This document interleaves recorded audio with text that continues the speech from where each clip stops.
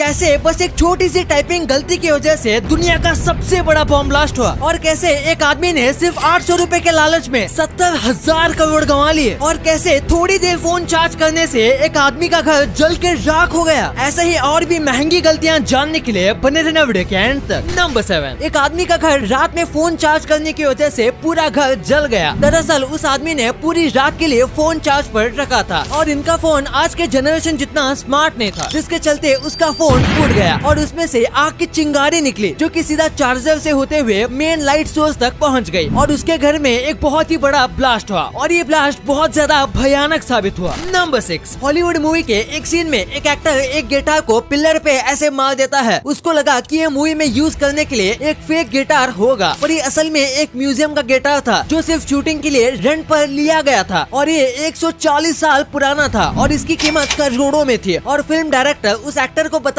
भूल गया कि ये तोड़े जाने वाला गिटार नकली नहीं है। नंबर 5, क्या आपको पता है एक हादसे की वजह से हिटलर उस टाइम एग्जिस्ट ही नहीं करता। एक सोल्जर ने एक कमजोर और जख्मी दिख रहे सोल्जर को जिंदा छोड़ दिया था। इसके पास पूरा मौका था उस पर गोली चलाने का, लेकिन इसने उसे नहीं मारा और एक घायल सैनिक था अडोल्फ हिटलर और इस लड़ाई में जिंदा बचने के बाद ही हिटलर ने जर्मनी में एक बहुत ही बड़ी आर्मी बनाई और वर्ल्ड वॉर 2 शुरू की। इस लड़ाई में सब मिला के खरबों रुपए का नुकसान हुआ और साथ में इसमें करीब 85 मिलियन लोगों की मौत हुई। इसीलिए इसे इतिहास का सबसे खराब मिस्टेक कहा जाता है। नंबर 4, एक बार एक हंटर जंगल में खो गया और फिर रात हो गई और रात को सेफ रहने के लिए उसने आग जलाई, लेकिन वो आग उसने एक सूखे पेड़ के साइड में लगाई थी। सुबह तक वो आग जलती रही और ये आदमी वहाँ से चला गया, लेकिन इसने आग बुझाई ही नहीं, जिसके बाद वहाँ आग लग गई और यही वजह थी दुनिया के सबसे बड़े फॉरेस्ट फायर की। इस आग की फायर को शांत करने में करोड़ों रुपए का खर्च हुआ और इसने करोड़ों की प्रॉपर्टी तबाह कर दी और ये सब साल 2003 में हुआ था। सोचिए बस एक आदमी के भूल से क्या क्या हो सकता है। नंबर 3, इस आदमी ने बस $800 के लिए 74,000 करोड़ कमा लिए। पर वो कैसे? एप्पल के 2 फाउंडर थे, लेकिन एप्पल के